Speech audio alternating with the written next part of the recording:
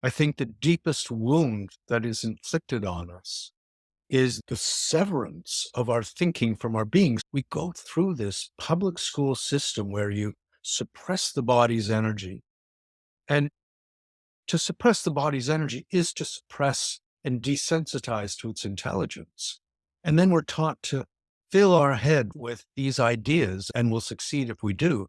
And it's a sort of system of punishment and reward. You're punished if you don't sit still. You're rewarded if you come up with the right answers. And we come out of that system believing that we could think more clearly by isolating our thinking to the head than we could with the whole of our being. And so there is this sundering within us.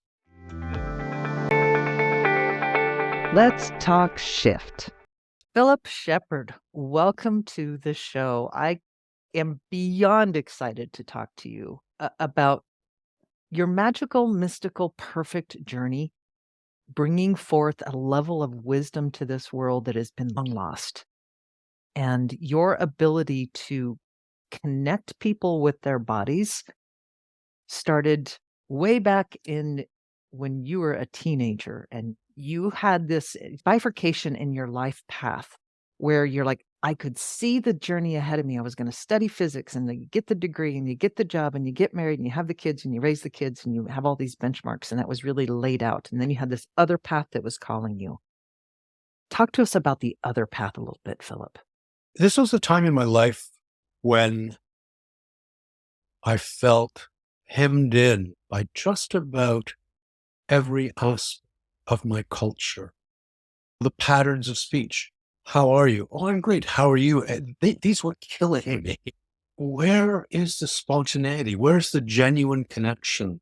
And the adults around me seemed to be sleepwalking through this fantasy, and they were encouraging me to come and join it and you'll do well. And there was a part of me that was being extinguished. Some essential, maybe the most essential part of me I could feel was being compressed and strangled by these constraints. And so, yeah, I'd been accepted to study physics and could have frog marched through the terrain that waited for me there.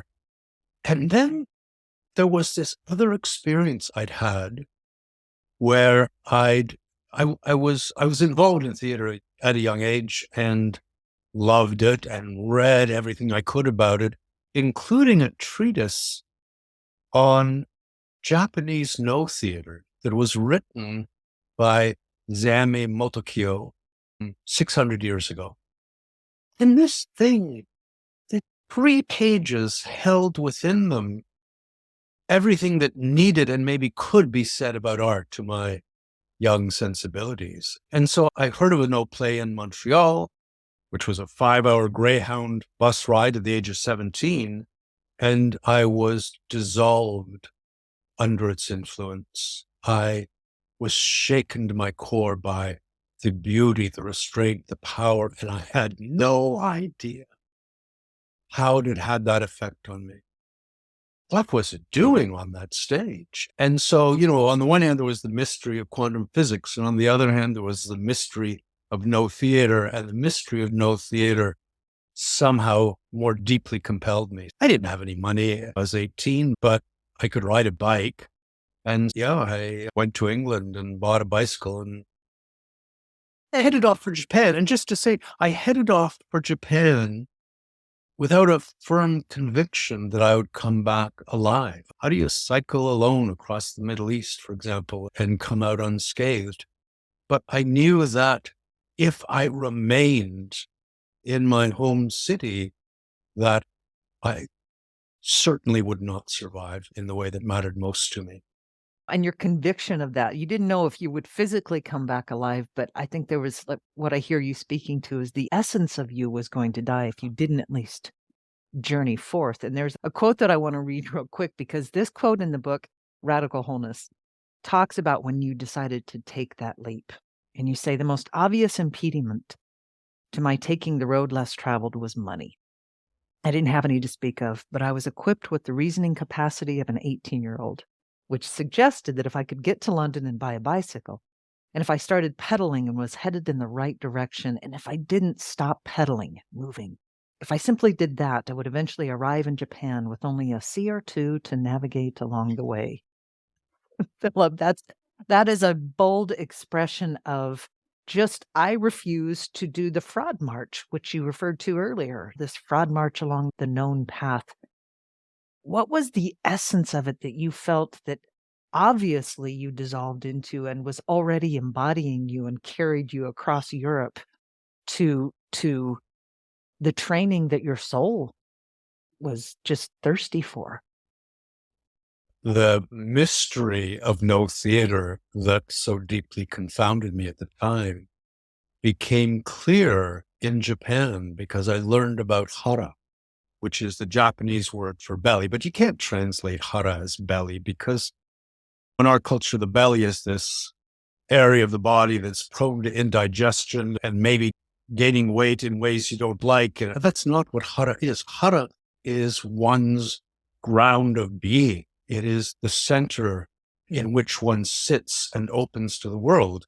And every gesture in no theater arose from that deeper, harmonious knowing. A head would turn and see from that place. And I had never witnessed that within my Western culture. And there I was as a teenager being inducted into this other way of being that in one way felt very natural to me because the impetus to leave on this madcap journey to Europe and Japan on a bicycle, it was made necessary by this rage deep, deep in my body on the pelvic floor, this place I came back to.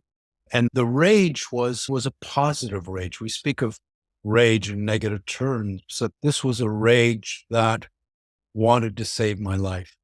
This was a rage that could not withstand the crumbling and suppression of my life, of my vitality. Do you think everybody feels that rage? Yeah, I do. I think some people are afraid of it. I think a lot of people are afraid of it. Yeah. It showed up really prominent for you. How do you think it shows it? Because you've worked with thousands of people, like, you've touched so many lives. How does it show up for the benefit of the audience who may not understand what that type of survival, wanting to express your inner truth rage can show up? Good question. Where I go to with that question is there's a practice in the weekend workshop I teach where the purpose of the practice is to help people join once again their thinking with their being. And let me speak to that just for a moment, if I may. I think the deepest wound that is inflicted on us is the severance of our thinking from our beings. We go through this public school system where you suppress the body's energy. And to suppress the body's energy is to suppress and desensitize to its intelligence. And then we're taught to fill our head with these ideas and we'll succeed if we do. And it's a sort of system of punishment and reward. You're punished if you don't sit still. You're rewarded if you come up with the right answers. And we come out of that system believing that we could think more clearly by isolating our thinking to the head than we could with the whole of our being. And so there is this sundering within us that is inflicted on us. And this one exercise is one in which the body's energy is ramping up as someone is holding a pose and speaking a text, a memorized text. Now, when you're speaking a memorized text, the brain in the head knows exactly how it should sound, where the emphasis should be, knows exactly what it means, and basically says to the body, step aside, I've got this. And we go into what I call presentation mode, where we present ourselves to the world. And I find an incompatibility between presentation mode and presence, because presentation mode is about delivering, about achieving the right effect. And presence is the opposite of that. It is a receptivity that surrenders to an accord with what is around you, with the life around you. So what happens in this practice, and it happens most often with women, is as the unmovable object meets the irresistible force, this concretized structure within which the text is delivered is being assaulted by the body's energy and eventually collapses. They fall into a place in which the voice comes from the body. And there is often a joy, a rage, a vibrancy, and it is such a release. It's a release that everyone in the workshop feels immediately. That's, of all the examples I can think of, that's the one that comes to mind. And it's always beautiful. So that is what you mean when you watched No Theater and you said it, like, even the raising of a hand came from a deeper sense of awareness. So that's getting that mind body. And you mentioned in there that No Theater trains the actor to get into kind of a state of mindlessness in which the actor conceals his own intent from himself. Beautiful. Absolutely. So here's one difference between presentation mode and presence is our culture coheres around this fantasy of presentation mode and what it will achieve. And we want, say as an actor, you want to achieve grace or you want to achieve presence. And it's a fool's errand because you can't achieve presence. You can't organize yourself into a state of presence. Presence is a state in which you are being organized by the world around you. You're being touched by it, informed by it, carried by it. So presence is there. It requires a surrender, and it's an embodied surrender with the whole of your being. Just as grace, we think, oh, you train and eventually you've got a graceful gesture. And I don't see it that way. I think what we feel as grace is an attunement through this sensitized instrument of the dancer or the actor to the present. And as the arm floats through the air, we feel the present fully, and we find ourselves here and now shimmering with its energy. When you're talking about presence, it's like the vision that comes to mind as you're describing this is water transforming into mist, where there's the boundaries between the person and the environment are separate. We were talking before we hit record about our ancestors in the modern movement of the heart-mind coherence, which is amazing because we have shut down our hearts, right? But there's the essence of being. I think our ancestors were so one with the earth because you couldn't survive unless you could read and be a part of your environment and feel the energies in the environment. You knew what was around the corner. You knew what was safe and what isn't. They just had an innate knowing and communication that we have missed. And so when you're talking about getting people back into that body, you're helping us as humans discover senses that we have lost. And you include a couple more senses than the 5 that we Americans are familiar with. And you learned some of these from the Anlo people. Did I? Yeah, the Anglaeve. Yeah. Anglaeve. Okay, I knew I'd probably not get it right, but yeah, there. You knew what I was talking about. I do exactly. Yeah, and so getting people into that pelvic floor. Talk to me a little bit more about that sense and how people can become part with their environment. Let me backstep a bit because our understanding of embodiment is deeply corrupted by thousands of years of living in the head. So that we've come to understand embodiment as listening to the body. And if you are listening to the body, you are not embodied because you're sitting in the head as though there were a wall separating you from the body below. And the best you can do is put your ear to that wall and listen to what's going on the other side.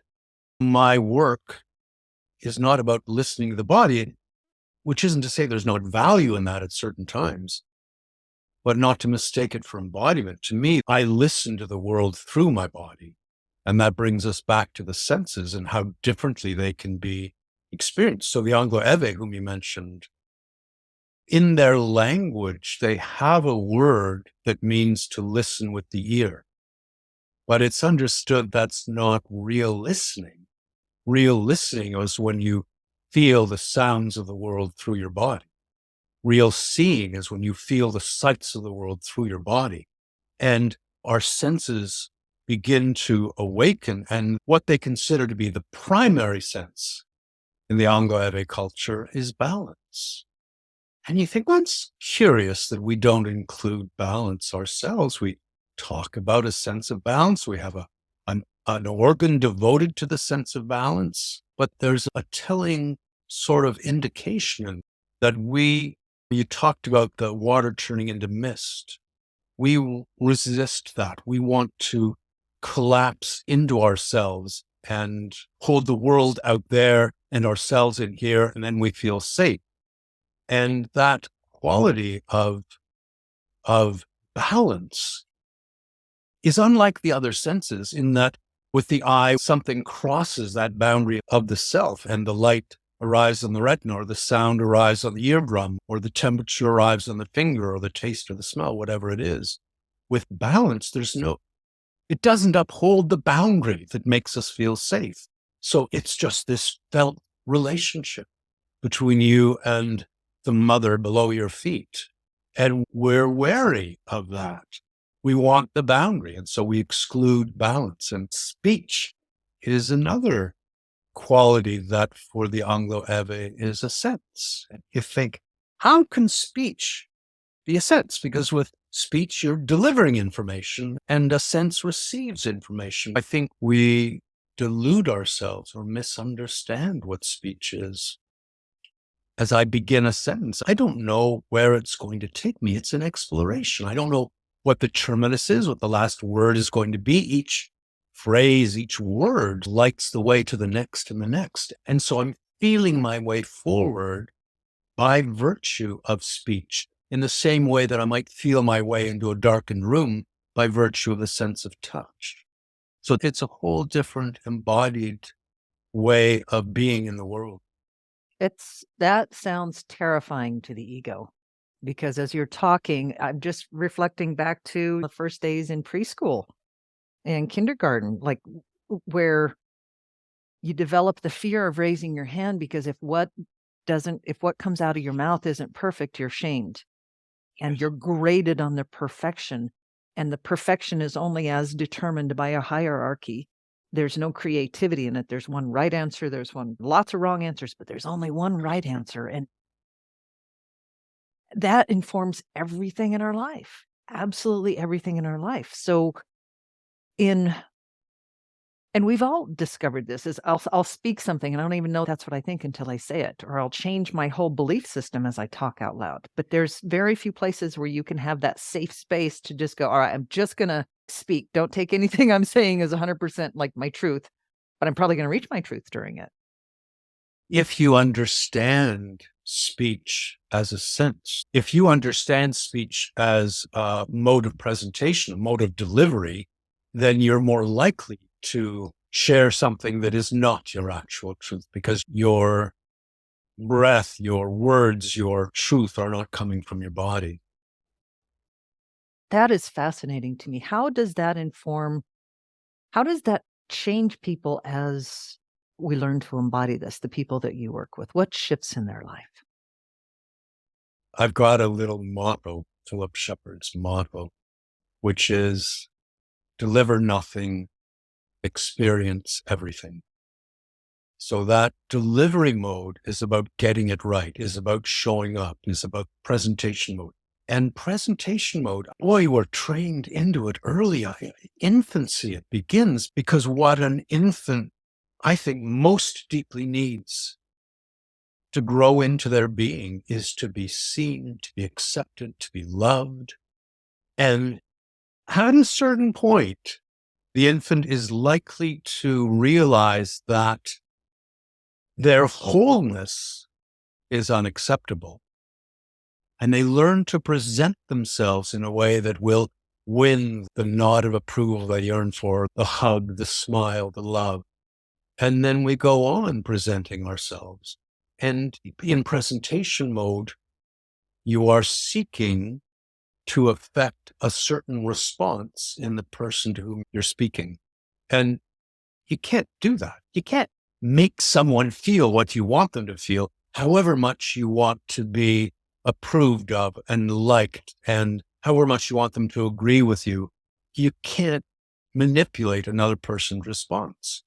And the other part of presentation mode is babies are encouraged into presentation mode because we come at them not with presence, not with that open-ended willingness to be with them, but we come at them with our, oh, how are we doing today? I mean, it's all, what you do to a baby, it's all presentation mode. And so they've got it from both ends and we grow into that. So it's a long-winded way of saying that the effect of the work on people is first to allow the breath to drop into the body and to trust that experience, which isn't easy because for the body to release to the breath is for the body to lose control because you don't know where that release is going to carry you.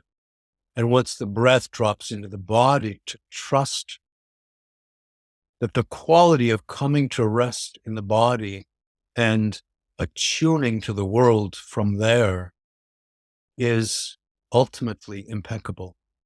You will run true if you are in coherence with not just with the body, but through the body with the world around you. Getting into the body sounds so scary, and I really like what you said that the body has to surrender too. So this is more of that unification of body, mind, spirit, and I believe the soul speaks to us through the body. So as you're talking about what can people do to help both surrenders, the mind and the body? Yeah, where I go first with that is to appreciate how deeply our culture is attached to the head, how deeply we get the message that the head should be in charge and you're in danger if it's not. And we made a journey early, like in the Neolithic revolution, 8,000 years ago, where we left that belly centered intelligence and our awareness, the center of our thinking, began to rise through the body. In Homer's day, it was in the chest. And you can see this in language. And by Plato's day, it was in the head. And in that journey up through the body, our whole relationship with the world shifted. So the earth had been our mother, and the mother was the center of the family around whom we gathered, and the goddess lived through all things. And as we rose through the head and took more and more control of the world around us, our allegiance shifted from the earth to the sky. And we placed the gods not in the life around us, but in this ethereal, cold, pure realm of heaven. And all the important gods were male. And now we're gathered around the Father. And I see that whole shift as a result of leaving what I feel as the female pole of my consciousness in the pelvic bowl and migrating up to the male pole of consciousness in the head. And so our culture demeans the female, considers a woman a lesser human being than a man. The preposterousness of it, but it's a reflection of how we live in our own bodies. So that journey back to recognize how we've been told, for example, that up is good and down is bad. If you're looking up today, there's no ambiguity for us in that statement. Now, in another culture, that could mean you're looking a little ungrounded and flighty. Are you okay? But that is resoundingly good. You want to climb the corporate ladder. You want to be on top. And down, you're looking a little low today. In another culture could mean you're looking at peace with yourself and at rest on the earth. How lovely. And that is encoded in our bodies to such an extent that in times of stress, our energy goes higher and higher until it's all in the head, just going round and round, trying to sort things out. It's disabling. It's when your energy drops down and joins the earth and becomes grounded and clear that you're most able to deal with whatever that stressor is. And similarly, when we're startled, our reaction is just go off balance and become tight, which is exactly the opposite of a reaction that would prepare you to meet a threat. But that's how deeply our neurology is encoded with this message: up is good, down is hell.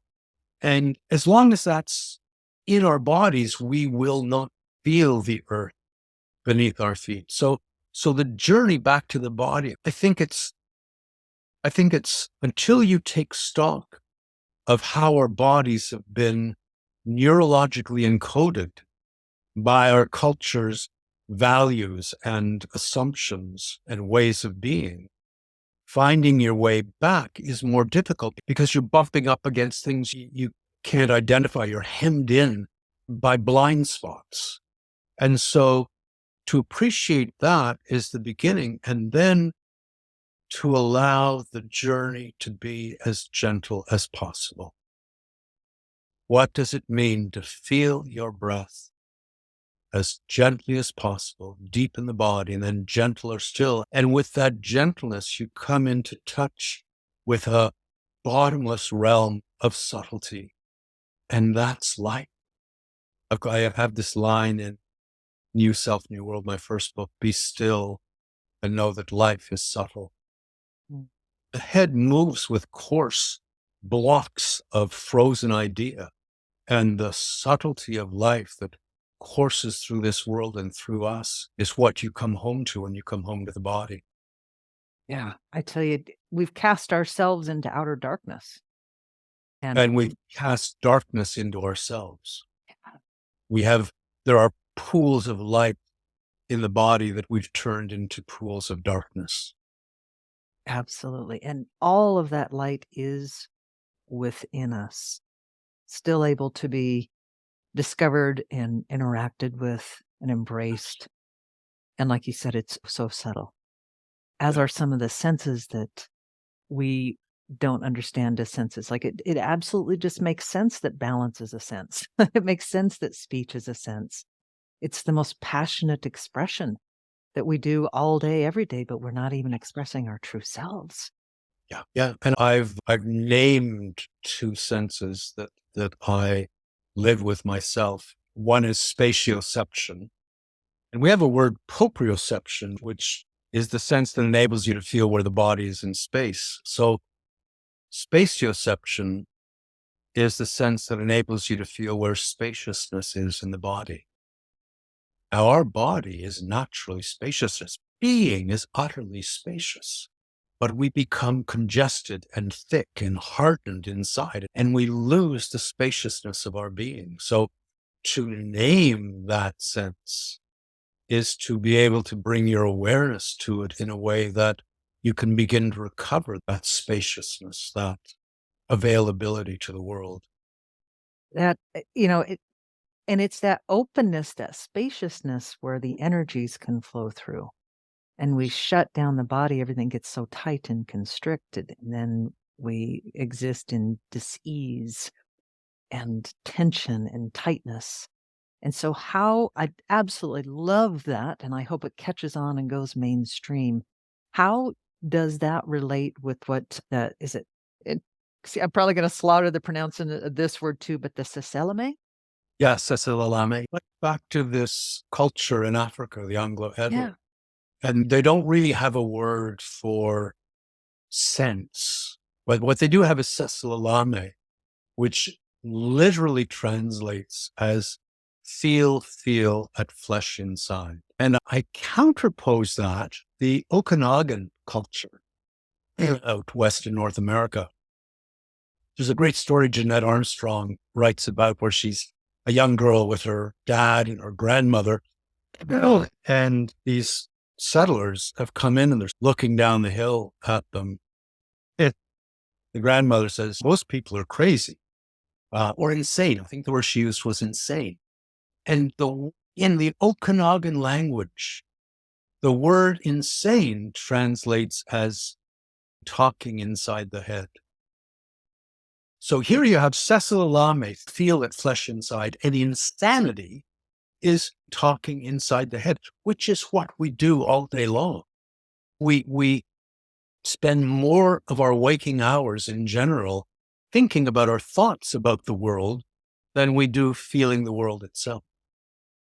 Absolutely. How does a person expand their awareness of this feeling inside of the body? To me, it begins with the breath. There, again, there is this source of light in the pelvic bowl, in the hara, that we have turned into a pool of darkness. And one of the consequences of that is that the pelvic floor in our culture, in most people, is bound in tension. Now, the pelvic floor is a diaphragm. Physiologically, it's a diaphragm in the body and it moves. We know about the thoracic diaphragm, but the pelvic floor moves with it. Now, if your pelvic floor is bound in tension, then your access to the pelvic floor as the ground of your being, the place on which you rest when you rest within yourself, is diminished. Tension desensitizes. What is tense does not feel as sensitively as what is relaxed. And so in my work, it's one of the first things I do is to help people feel the pelvic floor and then begin to feel it release down to the in-breath and release up in support of the out-breath. And that release of the pelvic floor generates a wave breath through the whole body. So you begin to, the body is 65% water, 70% water. It's a fluid medium, but we confound that with our micro tensions of habit and our neglect that sits in there like a dark shadow. So to begin to feel that wave breath, it's a little like an ocean wave washing up on a shore. You've got a sandcastle there and the wave comes up and a little bit of the sandcastle dissolves and another wave comes and a little bit more dissolves. And eventually the sandcastle has melted. And so it is with those shadows in the body. As that wave breath gently moves into them, they begin to soften and disperse. And you are recovering that spaciousness within the body through which every sense can be felt. As a person recovers that spaciousness, what happens to their what happens to their intellect? What influence does awakening and relaxing and giving life back through the body, what does that do to one's ability to think and be creative? I've two answers to that. One is we have done ourselves a great disservice by defining intelligence as the ability to reason in an abstract fashion. Well, that's a wavelength on the spectrum of intelligence, but it does not name the spectrum. And when I go to name the spectrum, the first thing that comes to mind is the word sensitivity. I think any sensitivity is a form of intelligence, a sensitivity to child's tears, to birdsong, to the ripples coursing across the face of a pond. There are countless sensitivities, and every one of them is a form of intelligence, but a sensitivity is necessarily reactive. If the retina didn't react, we wouldn't see. And so that reactivity has to be grounded through the body, which is where Cecil Alame takes us. Feel it flesh inside. So to me, I understand intelligence as a grounded sensitivity. The second thing that comes to mind, we think intelligence relies on words. There is an Aleut elder, you may know of him, he wrote a book called The Wisdom Keeper, Larian Merkuliev. Yes. And he talks about watching these seabirds. He lived on the Aleut Islands, which separate the Bering Sea from the Pacific Ocean, trail out from Alaska. And he talked about walking as a child, 6-year-old, under the cliffs. And these thousands of birds would fly through the air, and not one of them would clip the wing of any other. And how did they do that? He pondered, and he realized they weren't thinking as we understand thinking. And he trained himself to go for hours without one conscious thought going through his head. And he says in Wisdom Keeper, he says, true intelligence isn't about language and generating ideas. True intelligence, as he describes it, is this place where you are empty to the world, empty of your ideas, and attuning and being informed by something so much more profoundly sensitive and so charged with delicate information that you can tune to anything. He talks about his elders, they'd go hunting and they'd sit on these rocks by the sea, hunting sea lions, and they would just sit there in this wordless state. And then one of them would say, sea lion coming. And all the heads would turn to exactly the same spot out on the sea beyond the range of vision. They could feel the approach of the sea lion and they knew exactly where it was.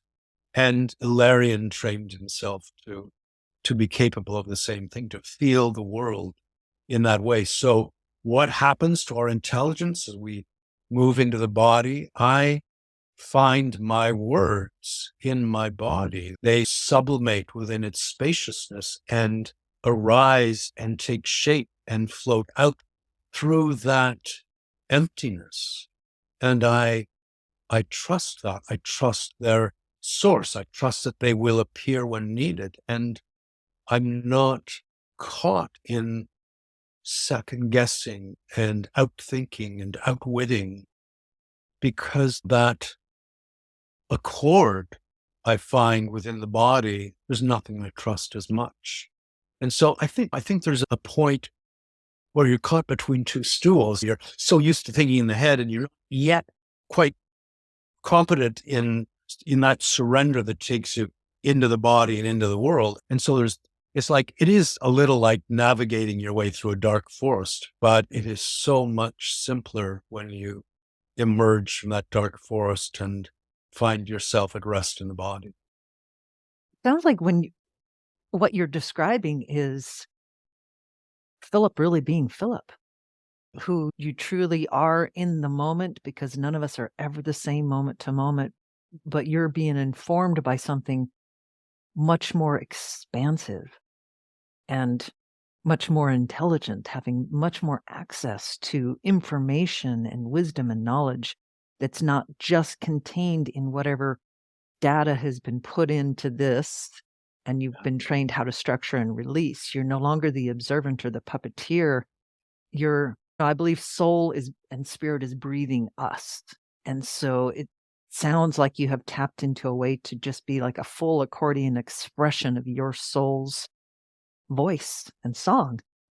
It's a beautiful way of putting it. And we're taught to build our identity like you emerge with a grocery list. This is who I am. These are my favorite movies. This is my favorite color. This is when I was born, and these are my values.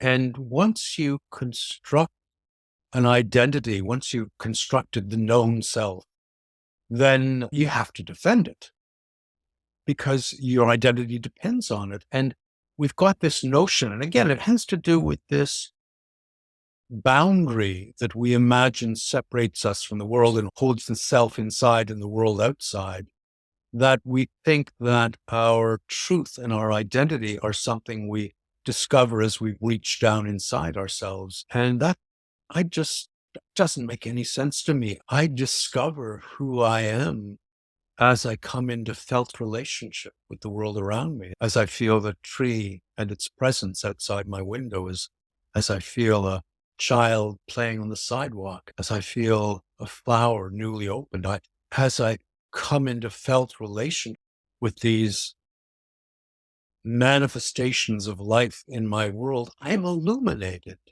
And I'm illuminated in a particular way by each one of them. So the more deeply I come into felt relationship with the world, the more deeply I discover who I am by virtue of those relationships. And there's the world of difference, just to say, between felt relationship and known relationship. And what we're taught to manage are our known relationships. You want to know what everything is and where it is and what's going to happen. And as a consequence, I look around me and there's nothing I can't name. I know what it all is. And if I know what it is, there's no advantage to feeling it. I know that's a tree. Why would I want to feel it? And so we contract our world into this sort of scaffolding of knowledge that is a substitute for the transforming present in which we find ourselves. Yeah, truly the power of now. And we are not created to be isolated. And it sounds like when you're talking about getting into the spatioception of your body and really tuning into your full intelligence, that a lot of fear drops away, dissolves away. When you don't fear yourself, then there's less fear of others. And it sounds to me, Philip, like this is the medicine salve that the world needs right now, is to go within and discover that all the answers you're looking for are within you. Yeah. And to me, a big part of that is that we as a culture have devoted ourselves to the tyrant's vision of success and the tyrant's understanding of the world. And what I mean by that specifically, I'm thinking of Joseph Campbell, the great mythologist, who characterized the tyrant as the man of self achieved independence. And when you linger on that phrase, self achieved independence, that's the American dream. He's nailed it, right? That's that self achieved, yeah, that mansion on the hill with the perimeter fence and the security and my own private swimming pool and independent from the world. And with that tyranny comes a defensiveness. The tyrant is vigilant against danger. And so we seek safety. And just about everything about the tyrant is anti-life, including this knowledge of wanting to establish safety with whatever means is available. Life, I have noticed in my decades on this earth, isn't safe. You're going to get hurt. You're going to get sick. You're going to experience grief and loss, and you're going to die. And if you're alive, you're not safe, which isn't to say you shouldn't take precautions. But what happens is in our focus on gaining safety, we uproot ourselves from what I feel to be the one security that no one can take from you, which is the security of your being. Yeah. You drop down to that, and it's okay. Whatever's happening is okay. And when you've got that, then your life is no longer driven by fear. You're both centered and grounded and safe. You're safe within the Yeah. essence of you. Yeah. Yeah. Now, you mentioned spatioception, but there was another term that you came up with for another sensation, another sense. Yeah. There's another sense that I think we've all but forgotten in our culture, which I call it hollow sapiens. And etymologically, it means to taste the whole, which I quite like. But what it is, in effect, is can you feel the present as a whole? Can you listen from the whole of your being? Can you speak from the whole of your being? Can you think with the whole of your being? And when I say the whole of your being, my being in my experience of it doesn't stop at my skin. My being is what I discover when I'm fully present. So the curious thing to me is that on the one hand, all there is wholeness. Yes. I mean, there just isn't anything else. There's nothing that stands apart from it. And yet we struggle to feel it. We go on 2-week retreats to help us feel present and to recover that sense of Homo sapiens is to be delivered from any sense of aloneness in the world. And we're taught incessantly that we are alone in so many ways. Now, once you accept the premise that you are alone, it's like there are these consequences that sort of fall like dominoes. If you're alone, if you believe you're alone, then your experience is strictly private. It's not shared with the world. So the world's experiences out there and your experiences in here, and they are apart from each other. And now your number one job in life is to organize that experience, to make it a success, to learn how to live in the right way, that to be a winner, or whatever it may be. Now, to organize your experience, you have to take the sort of floodlight of your attention and turn it off the world and onto yourself. And now you've cast the world in darkness and you have divided yourself between the part that supervises and the part that is being supervised. So you are bound in self-consciousness, which is disabling. And what happens as that takes hold is that the number one relationship in all the years of your life becomes the relationship between those divided parts of yourself.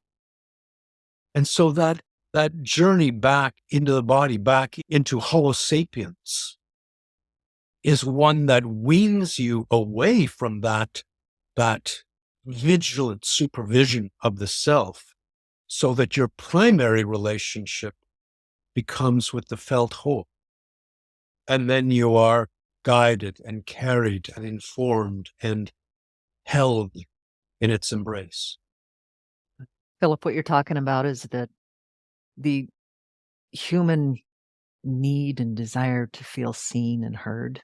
And you're saying first, learn again, remember, not learn, we know how, we forgot how to see and hear ourselves.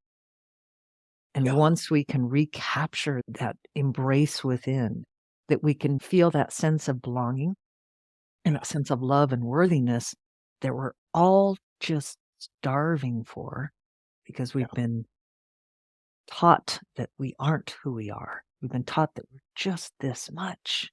And what you're speaking to is the freedom that every person, all 8 billion people on this earth right now, have shown up to try to remember. And your work, I think, is one of the quickest, most beautiful, most pure pathways to that. And I love that you're not adding on whole textbooks and a series of what you need to learn, but your pathway is go within and remember what's been torn asunder and to become whole. And so I love you. I cherish you. I honor you for this. I am just totally enthralled with your mission, your purpose, your heart. And the world needs more of you. I could speak to you forever. What is one last parting message? Because our time is winding down and I want to have you back again because I want to talk about deep fitness. I just found that book. Oh Oh, my God. So we need to do a round 2 on that. That's a next I'm level. all in. You got it. Oh my So God. if I were to leave with a parting word, it might just be to bring clarity to achieving what we want.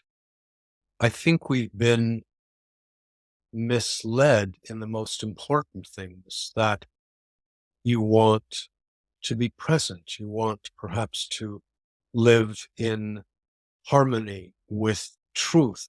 And so you talked earlier about how to orient ourselves, and we need that compass needle to orient our lives. But as soon as you take one of those virtues and say, okay, I'm going to live with compassion, which is beautiful, and may everyone live with compassion. But as soon as you instruct yourself from the head, this is what I'm going to do, then you're subject to a risk. And the risk will show up when you enter a situation and you say, oh, yes, I should be compassionate here. Now, the head knows exactly what compassion looks like, how it plays out, how it sounds, and organizes you to fulfill that ideal. And so you are in a divided state and not truly present, because your actions are predetermined by this idea of how they should play out. Now, when you surrender to wholeness, it's the only way to get there, because it's all there is. You can't achieve what already exists. We've desensitized ourselves to it, but that softening into wholeness carries me into a place that can't be achieved. It is only one to which I surrender. And with that surrender, how could I be other than compassion? How could I speak what I knew not to be true? How could I lack courage when that was asked? So all of those other ideals fall into place naturally with that surrender. I wish we would soften our hold on needing to achieve and surrender more and more deeply to what is and the wave of the present that carries us forward. And what comes up as you're sharing that is that there's words have so many different meanings. I had an encounter with a coworker once where saying good job was a horrendous offense based on some childhood things that she had. And it was a real lesson for me. It was like, oh, good job is an insult. Okay. How then how do I then speak? And what you're talking about is surrender has such a bad connotation in our society, as does selfishness. And it seems to me that what you just described is divine selfishness, really getting in the self and allowing the self to integrate and heal. And Into the larger self. yeah, the little self into the larger self. And so if anybody in the audience feels like they need permission to be selfish, you now know that there is an aspect of selfish, there's a new way of defining it that is true love for self. Total acceptance. And so, Philip, I love that your work helps people get back into the essence of being. And so I will have all the links for everything that you've sent me and how to get a hold of you and all the classes. And you've got some online and some free resources, as well as certification training for the embodied present process. Yeah, the embodied present process is what I call this work. And what I'm trying to say there is it's not that the present is out there and I'm in here and I have to do things about the present. The present lives through you. You embody the present when that spaciousness dilates within you. And there could be nothing more fun. I always want to bring like, how can we add a little bit of levity to what's going on in the world? Because it can seem very heavy. I don't think that anything's any more ugly or dark or dank than it has been. It's just we have access to more of it. And so, what could be more fun than looking in the mirror and loving yourself and feeling free and feeling whole? I think that's amazing. And feeling gratitude for this moment, for the chance to feel it all and be here. Absolutely. And thank you for being here with us, Philip. I truly appreciate it. You can come back anytime, and we will be talking about deep fitness as well. I will jump at the chance. So thank you. Thank you very much. And I will see you next time. Thank you for tuning in, my friends. If you have not done so already, please hit the subscribe button. And if you hit that like button, that helps us get the show out to more viewers who may also benefit from the amazing wisdom of the guests that come on the show. And if you have not already, also hit that bell notification so you know when we drop another episode. And until we can connect again, remember, you are perfect just the way you are.